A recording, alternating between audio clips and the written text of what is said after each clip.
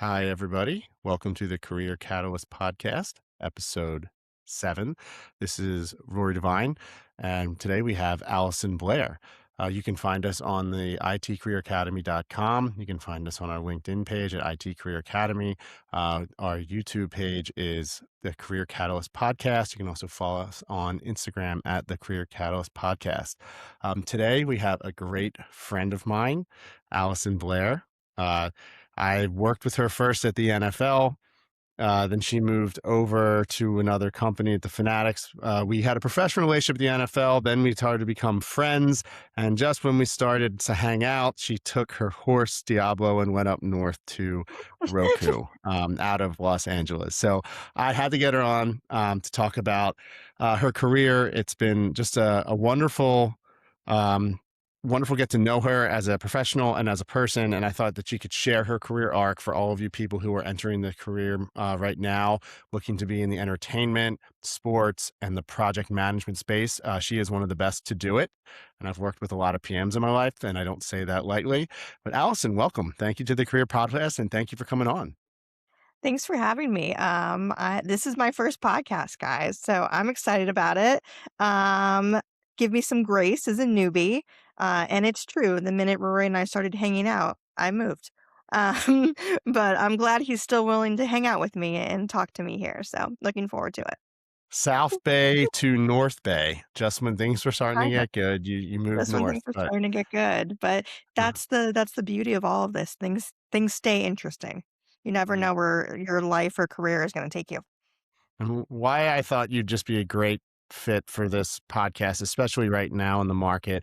You are on the front lines of sports and entertainment, recently part of a new acquisition that was announced at your current employee, but also just the project and product management of it all for those of the people who want to get into this space in their career, even if they are not CS majors, but they do see themselves in the project management space. You are also a professor at Harvard and UCLA grad school for project management, if I have that correct.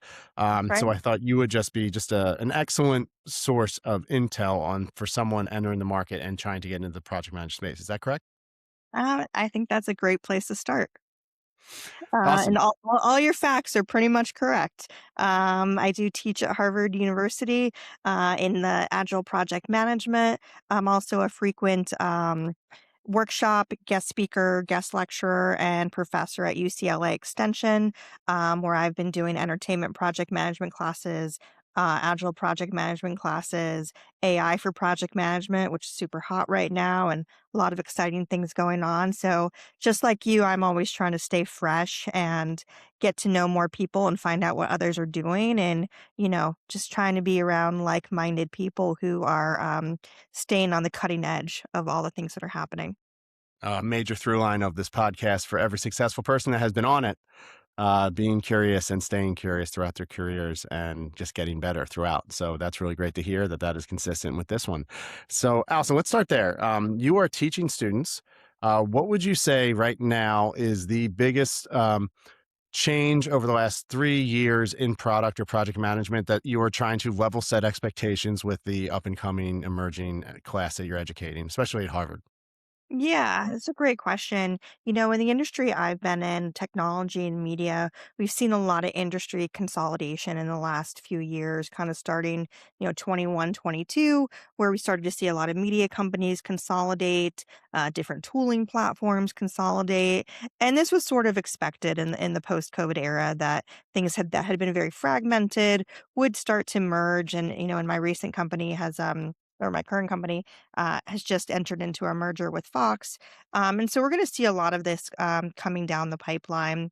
I think you're also going to see a lot of roles starting to converge where previously very hard lines might have been drawn between like design and engineering and product management and program management. You're starting to see those lines blur a little bit more. They were always a little bit blurred, in smaller companies, but you're starting to see them kind of come together and some of those roles converge in larger companies, where designers can now do front end code if they want to, where project managers can go write PRDs and do more product management work and vice versa. And so some of these roles I think will start to collapse in the future. We're very much sort of building the future right now as we're flying the future.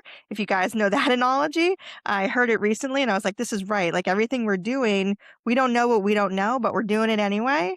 And we're going to see where it takes us. So be prepared for some of roles that have been traditionally very separated to start to merge and start to think about like, what does that look like for you? Like, where would you expand beyond your comfort zone if you were given the opportunity where someone was to give you more scope, whether that be the ability to start vibe coding, within your current organization, do some engineering work, even if it's not what you thought you could do. If you could do it now, if someone gave you that magic wand, what would it look like for you? That's great advice. And you are seeing the collapse. I think Xerox, who hasn't been considered ahead of the fold in a lot, recently just changed. They were the first to do it, right? A member of the technology department or technology commerce. I think that's becoming now the new title for everyone. Is that kind of that is a real thing now? That is a real thing. I'd also say to new grads or anyone who's going back to school or even just thinking about changing careers, which I'll raise my hand, I've done more than once in my life. Try not to chase titles too much. I think a lot of people that get very caught up in chasing titles because they think titles always means more money or it means something else on your resume. And it doesn't always. And that's probably one of like the best piece of advice I would give you. Always optimize for, am I learning something new? Is my skills going to grow in this role? Is my scope going to be bigger in this role than it was maybe in my prior role? That actually resonates a lot more with employers and will actually drive more value for you as a person than just a specific title because titles are very different from organization to organization. It can be extremely apples and oranges. So don't be afraid to apply for certain things because it has a title, but also don't deny yourself the opportunity to apply for something because it has a title that you might not like. Really look hard at the scope, and I would say it's even more important now as roles start to merge. Titles might be murky for a while, and that doesn't necessarily have to be a bad thing. Yeah, I'm seeing it just I see everything through the prism of the resourcing, resource management or staffing angle. And the idea of an IC right now in management, is there really a difference? Because even if you are an IC in coding, you are managing agents, right? So there isn't really an IC piece. It's really the how you look at it and how you approach it. And from my side, when it comes to a product manager or a project manager, when someone comes to me, I'm really looking for motivation and someone who can maybe see something from wire to wire, who has this follow through and the motivation to actually do it. And that's really personal networking, getting to know people. So that is kind of what I'm seeing as well from my side of the fence. So that's really pertinent. Yeah, I mean, I think accountability is really at the core of it. Whether you're a people manager, a manager of agents, people are looking for hiring people that will be accountable. And whether that's accountable for, human direct reports or now accountable for the success and the quality and the maintenance of an agent, that is also on you as well as an individual contributor or a manager, that you're going to have to grow that agent. You may have to sunset that agent. You may have to kill it and get a different one. And people are going to start to judge you on the quality of, just like they would, judge you on the quality of, a paper you wrote. They may judge you now on the quality of the agent that you have created and now passed along to others. And I don't think it's anything to be afraid of, but it is something that is a new paradigm. We're all going to have to make that mental shift of this is like a net new responsibility that is coming out in the workplace now. Yeah, the grow it, steer it, or kill it is and that's Pretty interesting. That's like much. it's really Pretty becoming an much. avatar of your work. Okay, that's Yeah. good to know. And just, So yeah, just remember, if you're interested in AI, we're only 3 years or so into the LLM world. So if you compare it to like anything digitally, phones, mobile apps, things like that, there's still a long road ahead. We're still really in the infancy, I believe, of what we're gonna see. and let's I want to that's really good zoom out right there. And I think one question I want to ask you is, as you said, you've been on the front lines of a lot of sports entertainment and mergers and acquisitions. NFL Network merging with Disney. You went over to Fubo TV. who was also part of a merger. Then there was also Fanatics, which in itself entirely is a conglomerate built on Right. acquisition. Yeah. Yeah, right. There's just a bunch of different companies all kind of sewn together under one umbrella. I believe, based on where we're going in the economy and what we've seen recently, especially under this administration, there's going to be a lot more M&A and consolidation, as you said it. So, what kind of advice would you give? Undoubtedly, a lot of the people listening to this who are younger in their career are going to encounter acquisitions. You've been through a lot, you've survived, you are better for them, and now you are teaching the youth. So, what would you say to them during an acquisition period or maybe an M&A if you're the acquirer or the company getting acquired? What kind of advice do you have for a younger person just getting their career started in that Yeah. kind of culture? That's a great question. I think I have survived quite a few. I am better for it, actually. You always feel stronger, I think, coming out of having been part of an acquisition. It's almost like going to the gym. You don't want to deal with it, but then afterwards, you're like, oh, I feel stronger because I went. And it's a little bit like that, and it's a little bit of there's always growing pains, whether you're the acquirer or the acquiree. I think the important thing is to really stay always positive and focused on the goal. People want to work with positive people, right? People want to work with good coworkers. There's a lot of value in being somebody who's adaptable and easy to work with. I think those are very underrated skills that we don't teach and we don't necessarily talk about, but being, easy to work with goes a long way, and being adaptable goes a long way. And you're going to have to embrace that with mergers because you are going to meet people of different cultures. Every company has a different culture. And sometimes those cultures even go beyond just work culture. They could be you're acquiring, a company that is in a different country. And now you have language barriers and other human resource barriers and, just totally different philosophies on work in general. And so I wouldn't say you don't want to thrust your culture necessarily on day one into someone else's culture.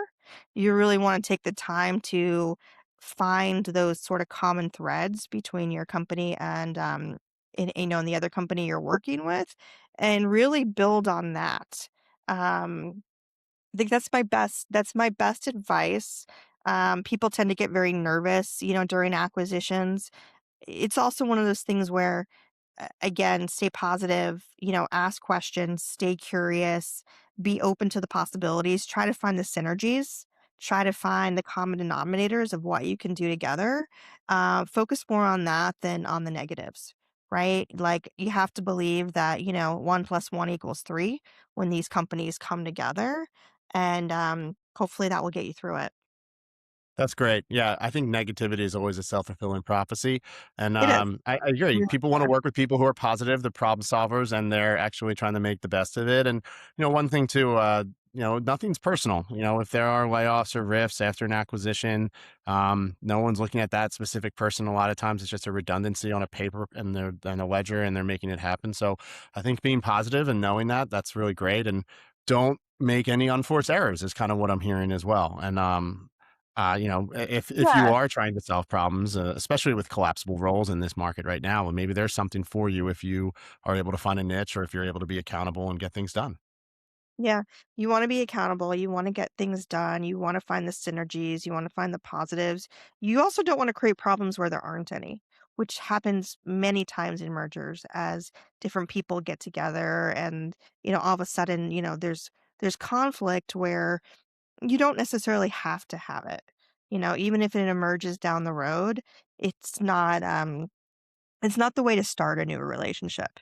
So again, I would say that. I was like, don't have a self-fulfilling prophecy, right? Sometimes it can go actually much better than you expect, if you kind of just take it one day at a time. Got it. And so you are, that's great. I think the positive attitude is always right. So for the younger people listening, uh, did you go to school to become a PM? Although you are now teaching PM, did you go to school? When did you know you wanted to be one? How did you kind of, I know you from your NFL career on, but how did you Yeah, start your career? How did you kind of fold into the PMO kind of side of things to get started? Because I think that's a yeah. really very important part. That's where a lot of people's inflection point is right now. Yeah, it's a great question. My career has not been linear at all. which is also something I tell my students all the time when they're asking for career advice. I'm like, go into it assuming your career will not be linear. Careers generally are not linear. And it's okay to take some twists and turns and some backtracks. And like you went through the wrong light, but that's okay. You got to the next light. Like it really is okay. I went to school, I studied media and communications. I wanted to work in the broadcast industry. I thought I wanted to be a TV producer. Did a bunch of internships in college, found that I really liked all the behind the scenes stuff that was going on in TV. Didn't want to necessarily be in front of the camera, but loved all the like detail stuff behind the scenes, the locations and the permits and the budgets and the hiring, and just kind of bringing all those different forces together behind the scenes to create something.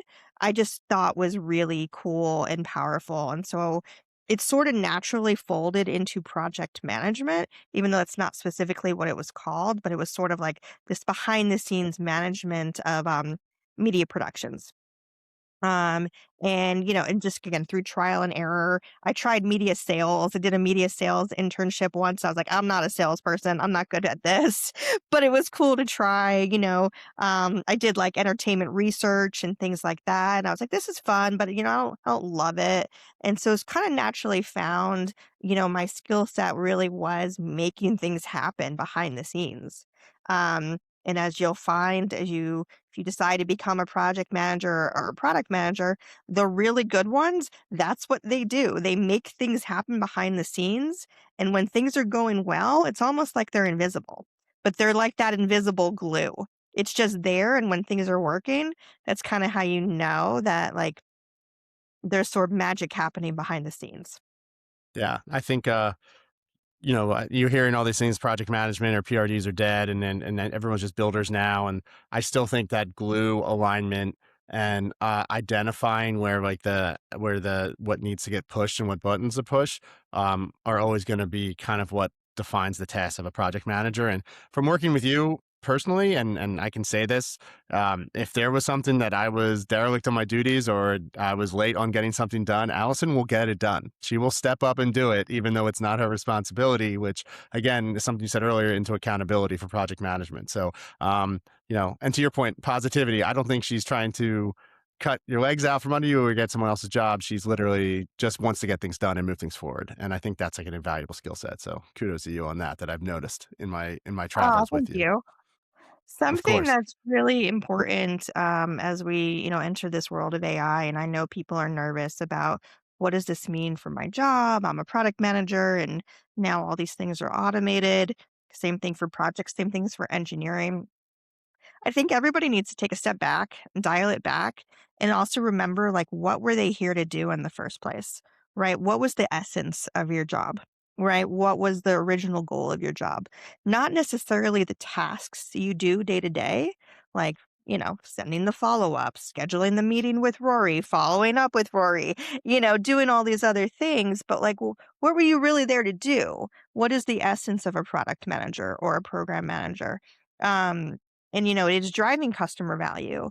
It is listening to your customers. It is bringing people together. It is getting that alignment. It is using your brain and using good judgment and all the other stuff like scheduling meetings and, you know, writing documentation, all those things. They're important, but they're mostly a means to an end. And so if you dial it back and say, well, what's the value this job brings in general? That is still true. Like, we still need the humans that drive value and can use their brains and good judgment to make good decisions that build good products or build good services. Like that's not changing. The how in which we do it by using different AI tools, and using more automation, that is evolving rapidly, but not the essence of what we were brought here to do in the first place. Only the way in which it's kind of being handled day to day. And I think that's just really important for everybody to hear that's worried about their role is take a step back and think, what was this role before we, added in all the other complexities and, the intricacies of working with different people. Yeah, that's great. Yeah, I think everyone's struggling to build things as fast as they can or rushing these things. I think taste making, creativity, and alignment are just going to be continued tasks of a project manager. And also, just because we can build something, should we? And I think that taking a step back approach is just very, very smart. Because sometimes you get a little lose this forest for the trees, as they say. Yeah. So that's a good one. Velocity is not everything. It's certainly a part of this next generation of our workforce is that we will move faster. I think that's a fact.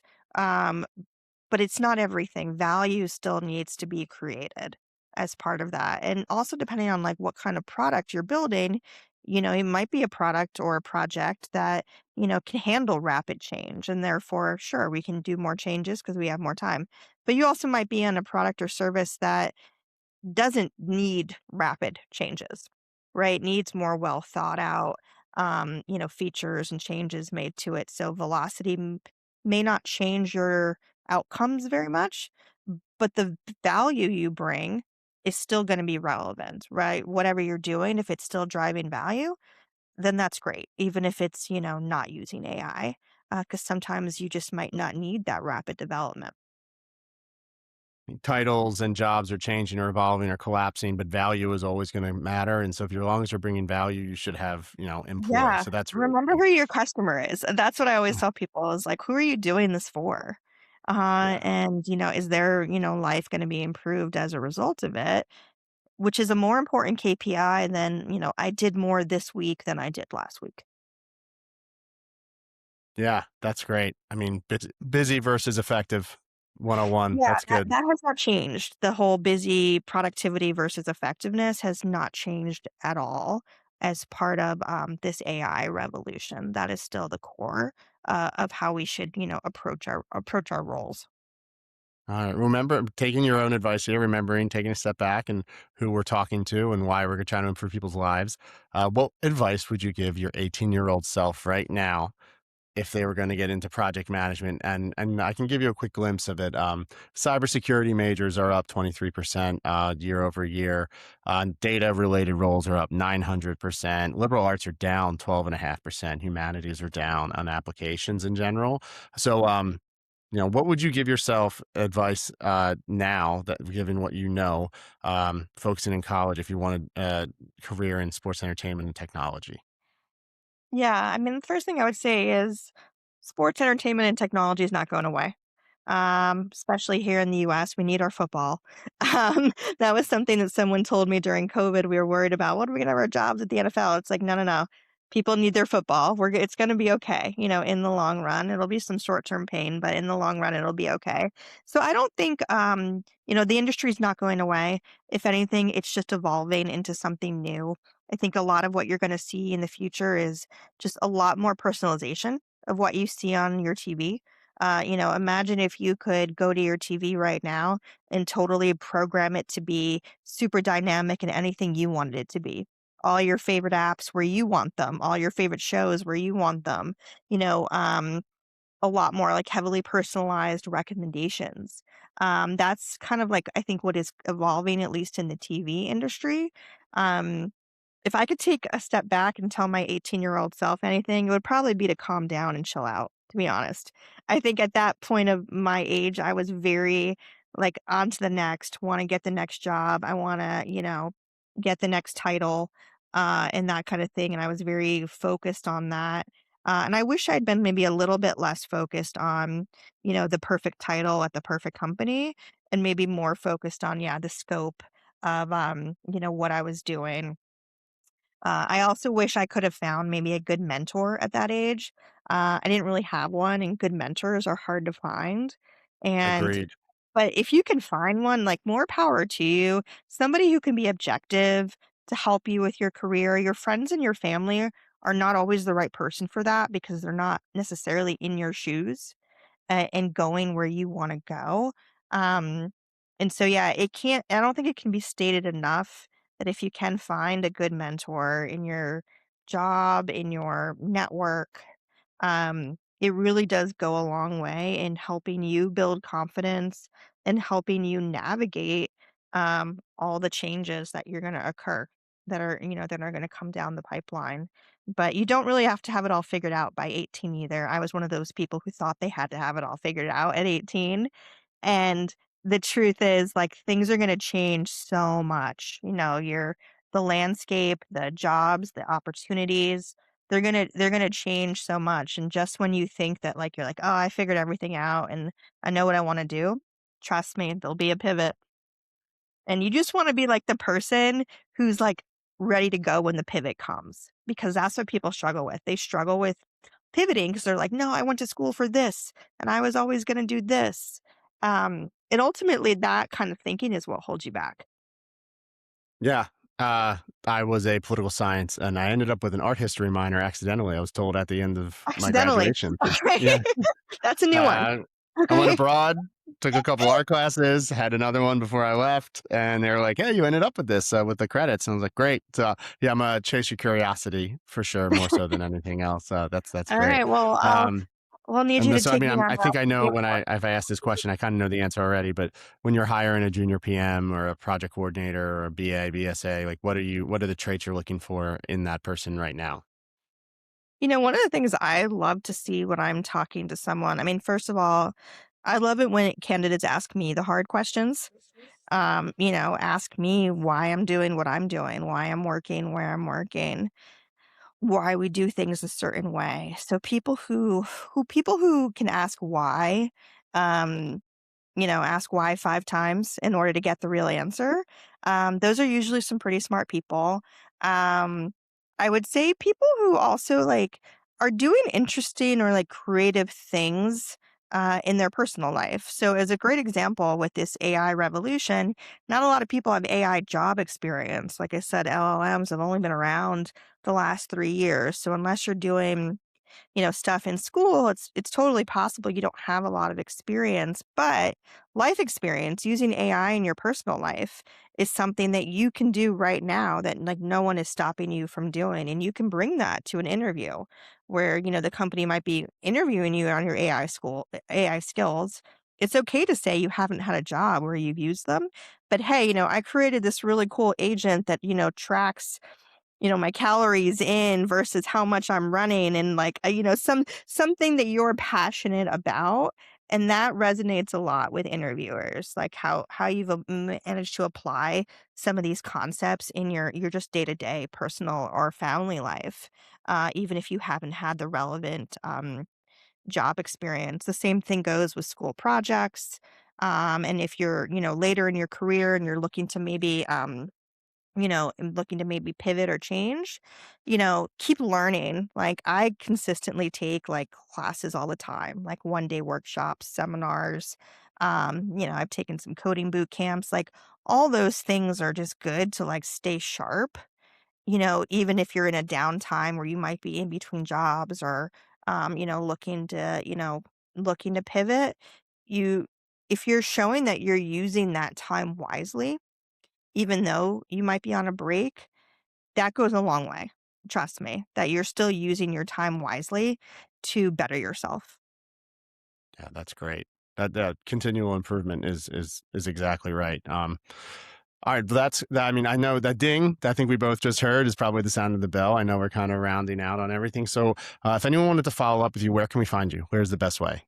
Probably the best way is on LinkedIn. I can certainly share that with you, Rory, but it's under Marie Allison Blair on LinkedIn, and yeah, I'm happy to send me a connection. Mention that you heard us on the together on the podcast, and yeah, I'd love to chat if anyone has any follow up questions. Maybe some people will enroll in your classes as well. That would be great. Okay. Yeah. Well, thank you so much. That does it for episode 7 of the Career Catalyst podcast. If you want to watch this anywhere they store Apple iTunes, you can find us again at the IT Career Academy. We're also on our company page on LinkedIn and at Instagram. It's at the Career Catalyst podcast. Allison, thank you so much. Thank you for having me. Have a great day. Bye. Bye.